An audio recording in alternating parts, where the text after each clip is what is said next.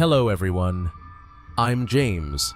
Today, we're diving into another truly horrifying real-life case. Please support the channel by subscribing and staying active. It really helps me out a lot. I'd be incredibly grateful for that. Let's get started. Orlando, Florida, a city of sunshine, dreams, and endless entertainment. But beneath the vibrant surface, like any city, it holds secrets, and sometimes those secrets are drenched in unimaginable darkness. It was a cool October evening in Orlando. 27-year-old Sasha Samsudin was out, celebrating, a social media manager for a local real estate firm. Sasha was described by everyone who knew her as a firecracker, sharp, vivacious, and full of infectious energy. She wasn't just a pretty face, she was a professional powerhouse, a loyal friend, and a woman who embraced life with open arms. Sasha had recently moved into the Uptown Place apartments on North Orange Avenue. Excited about this new chapter, life was good that particular Friday. She'd been cheering on her favorite football team, dressed negocios in their signature purple, after an exhilarating win. The celebration continued with friends at the Attic nightclub on East Pine Street. Just after midnight, Sasha decided to call it a night. It wasn't unusual. Friends often went their separate ways. With plans to reconnect soon, Sasha had a breakfast date scheduled with a friend for the next morning, as security cameras at Uptown Place later showed. She walked into her building alone around 2:00 a.m., seemingly ready to unwind, but the night was far from over. In fact, for Sasha, the most terrifying part was just beginning.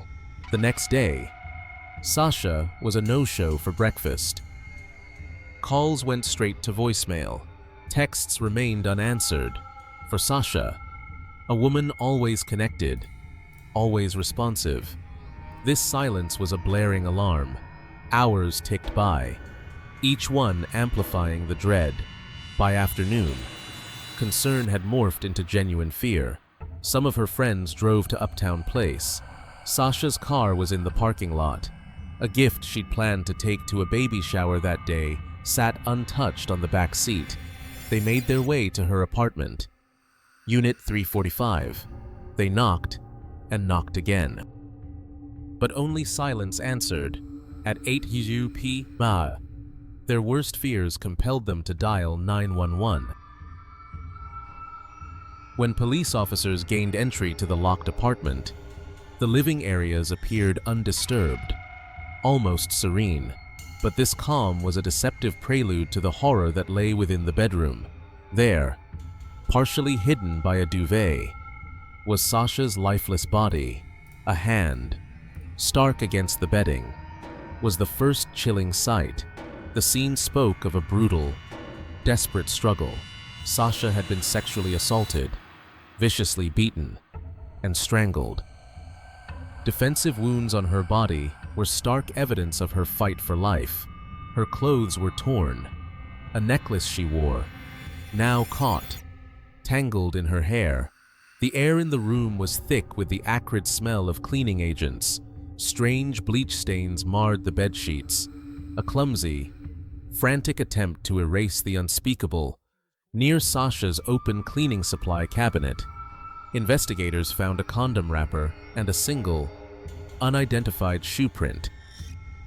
Chillingly, her purse, her phone, and her key fob were all missing. And then, a small but profoundly unsettling detail. The toilet seat in Sasha's bathroom was up. Sasha lived alone. Why would it be left that way on the underside of that seat? A fingerprint from Sasha's body. During the autopsy, crucial DNA evidence was collected. The medical examiner would later state her neck injuries were so severe. They were unlike anything he had encountered in his career. The city of Sanford, where Sasha had graduated from Seminole High School, was devastated. Who could commit such a heinous act, and why? Police immediately launched a full-scale investigation, appealing to the public for any information. They knew Sasha had arrived home just before 2:30 a.m., but how did her killer gain entry? Or was it someone she knew, the on-site security guard? Stephen Duxbury provided an initial statement. He claimed Sasha didn't have her key fob and had slipped in when another resident opened the door. Duxbury then added he saw Sasha struggling to get into her apartment. He said she'd asked him to walk with her to her car, thinking her keys might be there. But then, Duxbury said, just as they were outside, Sasha suddenly remembered her door code and rushed back inside alone, never to be seen by him again. It was a plausible account, or so it seemed. Detectives meticulously retraced Sasha's last known movements. A 30-minute walk from the Attic nightclub to her apartment. They pored over hours of surveillance footage. Sasha, in her distinctive purple top and white jeans, appeared in a few clips. At one point, a street camera captured her with two other women. Who were they? Police issued a public plea for them to come forward. The plea worked. The two women identified themselves.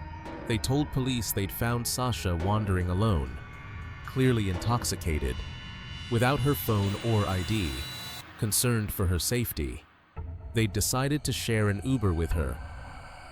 But before they reached Sasha's building, she suddenly jumped out of the car at a red light, recognizing Uptown Place, and ran towards the entrance.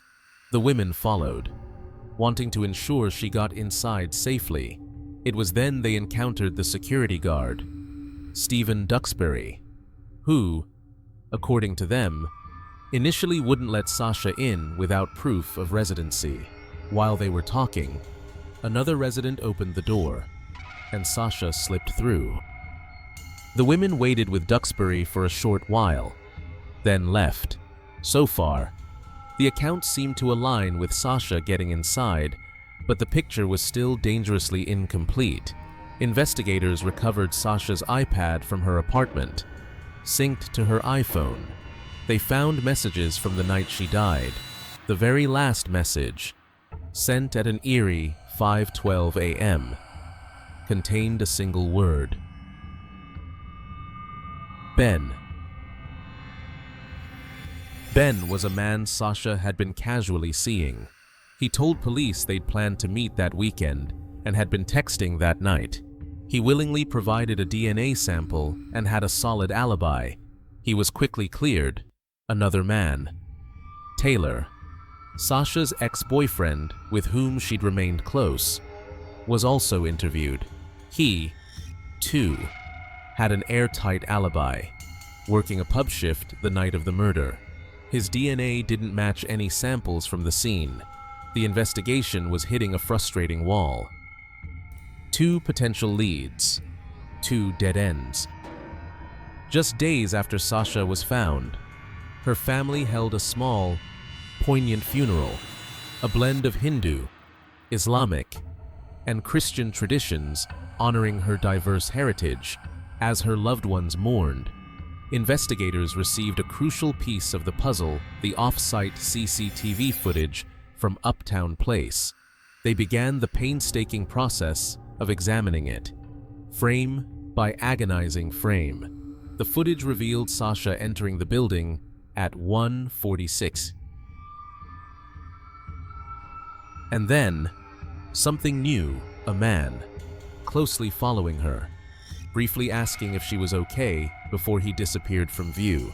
Sasha then headed up the stairs to her apartment. She was never seen alive on camera again. At 2:06 a.m., just 20 minutes later, Sasha reappeared on camera, inexplicably, running up another flight of stairs, and right behind her, just as he'd told police, was the security guard, Stephen Duxbury. He claimed this was when he accompanied her to the parking garage to check for her keys, and she then remembered her door code and went back inside. His story seemed to hold, but something still felt off. Detectives kept watching. Hours of footage scrolled by, and then, at 6:36 a.m., more than 4 hours after Duxbury said Sasha went back to her apartment for good, they saw something that sent a chill down their spines. Stephen Duxbury, caught on camera, leaving the second floor, where Sasha's apartment was located, carrying 2 large, heavy-looking trash bags. He walked to the garage, where his car was parked, and returned to the building just 2 minutes later. Duxbury's shift officially ended at 6:00 a.m.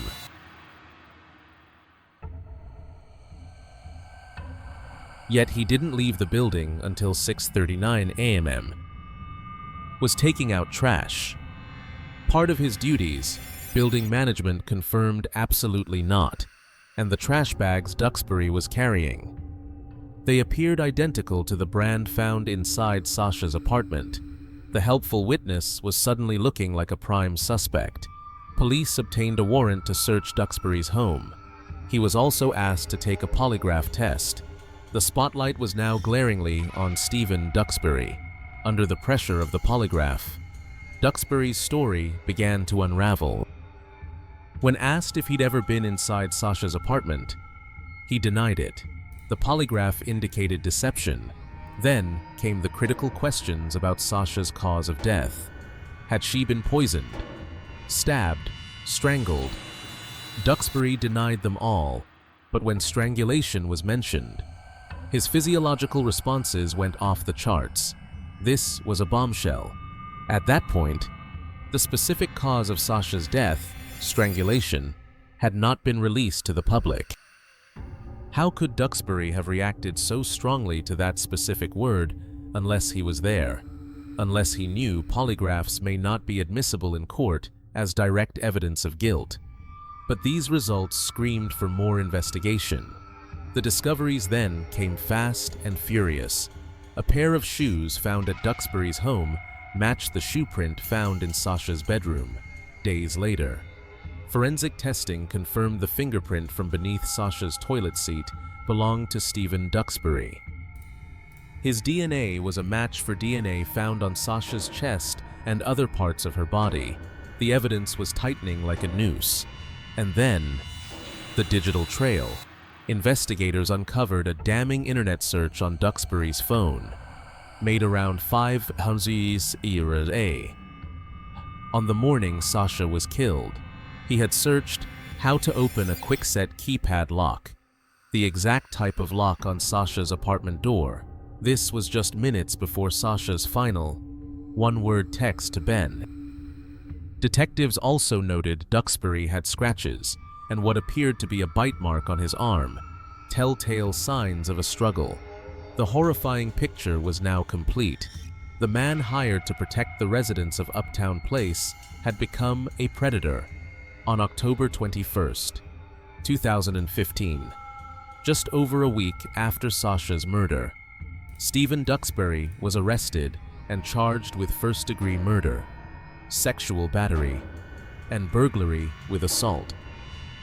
Investigators believed he'd exploited Sasha's intoxicated state, followed her into her apartment, and then unleashed an unspeakable attack.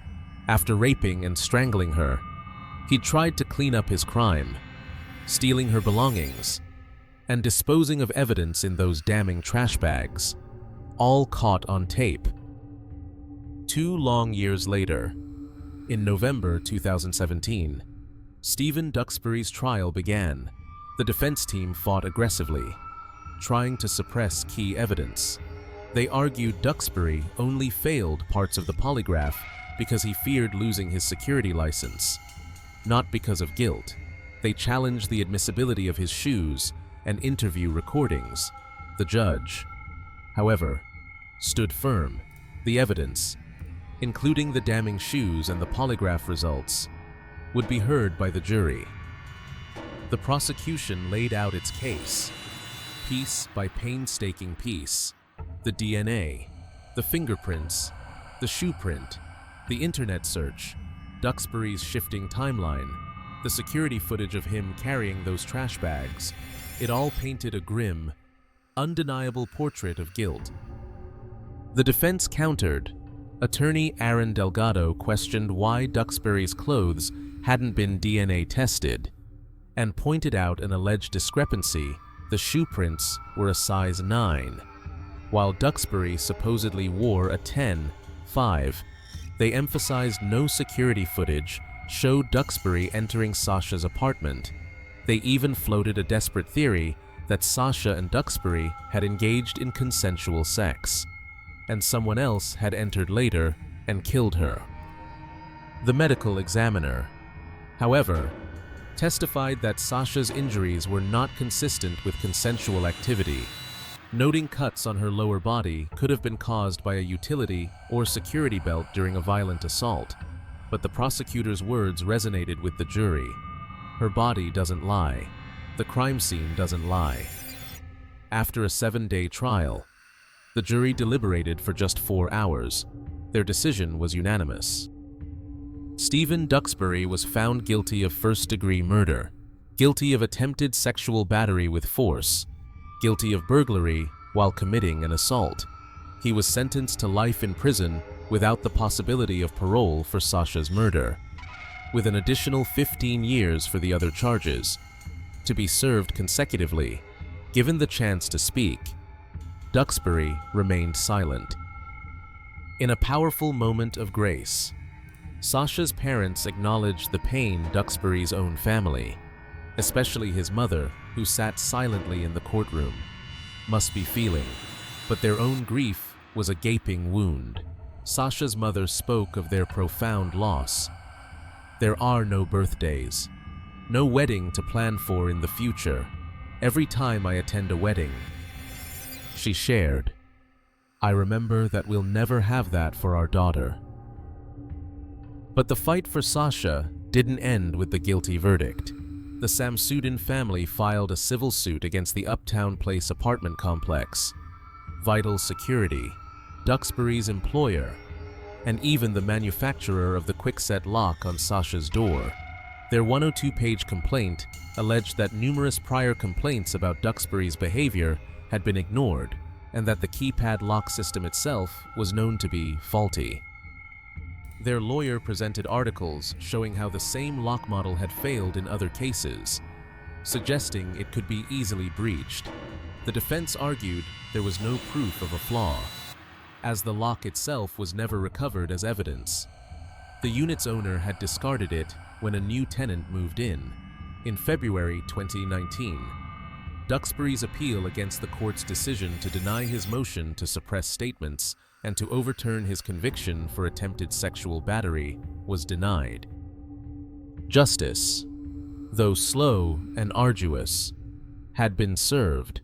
The Samsudin family's grief would never truly fade, but through their pain, they found purpose. Sasha's mother, Tara, a former trauma nurse, dedicated herself to helping other families navigate the devastating aftermath of violent loss. She began working closely with the Orange County Sheriff's Office, sharing her story, listening to others, and advocating for victims' rights. Sasha Samsudin was more than just a headline, more than a victim.